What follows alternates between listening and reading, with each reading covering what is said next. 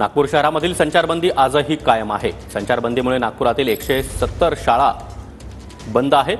महाल भागामध्ये झालेल्या तणावामुळे पालिकेच्या बस सेवेवर देखील मोठा परिणाम झाला। संचारबंदी लावलेल्या भागात बस फेऱ्या बंद आहेत। आणि या संदर्भात अधिक माहिती देण्यासाठी आमचे प्रतिनिधी गजानन उमाटे आपल्यासोबत आहेत। गजानन, संचारबंदी आजही कायम आहे, बस सेवेवर मोठा परिणाम झाल्याचं दिसतंय। नक्कीच संचारबंदी आजही कायम आहे। या परिसरात जे काही पोलीस स्टेशन्स येतात त्यातले सगळे परिसर बंद आहे। आपण बघू शकतो या ठिकाणी चोख सुरक्षा व्यवस्था आजही तैनात आहे।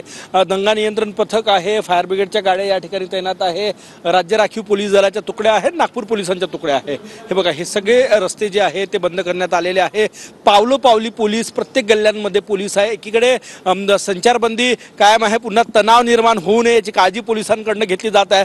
तर दुसरीकडे नागपूर गुन्हे शाखेने 10 टीम तयार केलेले आहे। जे आरोपी आहेत त्यांना शोधण्यासाठी 5000 पेक्षा जास्त व्हिडिओचं स्क्रीनिंग जे आहे ते क्राईम ब्रँच आणि इतर जे सायबर पोलिसांची टीम आहे ते करतायत की सोमवारी दुपारनंतर जे काही मेसेजेस अफवा पसरवण्यात आली, मेसेजचं देवाणघेवाण झालं, त्याची तपासणी जी आहे ती सायबरकडनं केली जात आहे। आत्ता परिस्थिती अशी आहे की या संपूर्ण परिसरात संचारबंदी आहे, कोणालाही बाहेर निघता येत नाही, शाळा बंद आहे, परीक्षेचा काळ आहे। अशा परिस्थितीत शाळा ज्या आहे 170 पेक्षा जास्त शाळा या परिसरामध्ये आहे, छोट्या मोठ्या, त्या सगळ्या शाळा ज्या आहेत त्या बंद आहेत। परिवहनाचे इथले साधनं जे आहे, ऑटो रिक्षा, बस, इतर जे साधनं आहेत ते संपूर्णपणे बंद आहे। कोणालाही आत प्रवेश दिला जात नाही। कारण की हा तुम्ही जो परिसर बघताय या ठिकाणी राज्य राखीव पोलीस दलाच्या गाड्या लागलेल्या आहेत, कारण की मुख्य दंगल जी आहे ती या भागात घडली होती। या भागातनं दगडफेक मोठ्या प्रमाणात येत होतं। 2 JCB या भागात जाळल्या गेलेल्या आहे, 12 ते 14 गाड्या या परिसरात जाळल्या गेलेल्या आहेत। त्यामुळे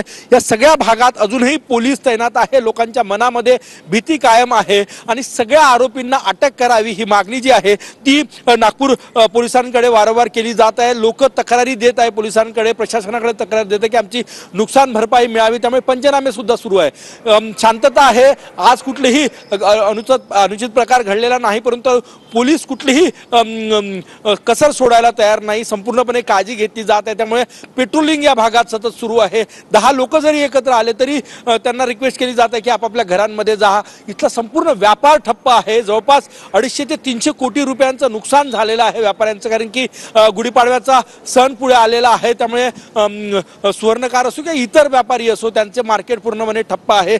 जनजीवन तर विस्कळीत झालेलंच आहे, परंतु शांतता निर्माण व्हावी, कायदा आणि सुव्यवस्था राखला जावा। तुम्ही आपल्या सोबत राहा। विवेक गावंडे देखील कोतवाली परिसरातून आपल्यासोबत जोडले गेलेले आहेत। विवेक, संचारबंदी लागू आहे, तणावपूर्ण शांतता आजही नागपुरात पाहायला मिळते।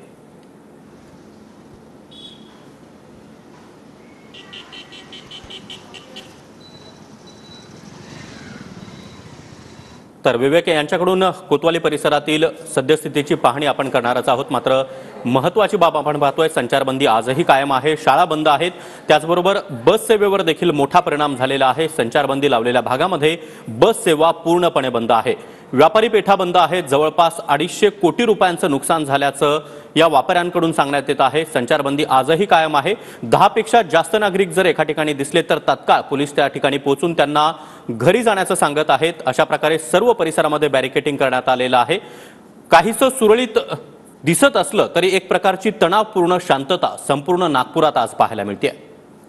नागपूरमध्ये संचारबंदी आदेश तत्काळ लागू करण्यात आले, ते आदेश आजही कायम आहेत।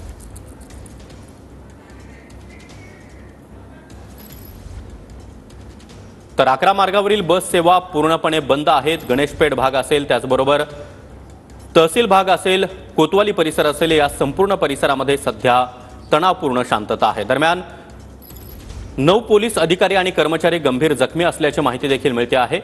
तर आतापर्यंत 47 जणांना पोलिसांनी अटक केली आहे। तर अजूनही आरोपींचा शोध घेतला जातो आहे। जवळपास 1.5 ते 2 हजार व्हिडिओच्या माध्यमातून सायबर सेल देखील कामाला लागलेली आहे संपूर्ण परिसरामध्ये। याच संपूर्ण परिसरामध्ये बॅरिकेडिंग केलेलं आहे आणि संपूर्णतः मार्केट जे आहे ते पाहू शकतो आपण की कशा पद्धतीने या ठिकाणी ठप्प आहे। ही संपूर्ण बाजारपेठ आहे जी महाल परिसरातली आहे आणि कोतवाली महाल परिसरातली सगळ्यात जुनी बाजारपेठ म्हणून या संपूर्ण भागाला बघितलं जातं। हा केळीबाग रोड आहे। आपण पाहू शकतो की कशा पद्धतीने संपूर्ण प्रतिष्ठानं जी आहेत ती आजही या ठिकाणी पूर्णतः बंद आहे। या भागामध्ये सर्व आणि विविध ज्या पद्धतीच्या वस्तू आहेत, गारमेंट्स असतील किंवा कपडा मार्केट असेल, सर्व वस्तू या ठिकाणी भेटतात आणि ही संपूर्ण मार्केट जे आहे ते अजूनही या ठिकाणी बंद आहे। या संपूर्ण भागामध्ये काहीशी वाहतूक जी आहे, वर्दळ जी आहे ती पाहायला मिळत आहे, मात्र पूर्णतः हे मार्केट जे आहे ते बंद आहे।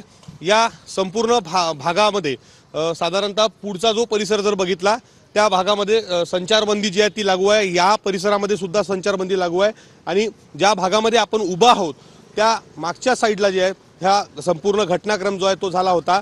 या पोलीस स्टेशनच्या लगत असलेल्या या संपूर्ण परिसरामध्ये मोठ्या प्रमाणात बंदोबस्त देखील पोलिसांकडून या ठिकाणी तैनात करण्यात आलेला आहे। दैनंदिन छोट्या मोठ्या कामकाजासाठी काही प्रमाणात नागरिक घराच्या बाहेर पडताना नक्कीच विवेक, तर संपूर्ण परिसरामध्ये तणावपूर्ण शांतता आहे। संचारबंदी आदेश आजही लागू आहेत। धन्यवाद या माहितीसाठी।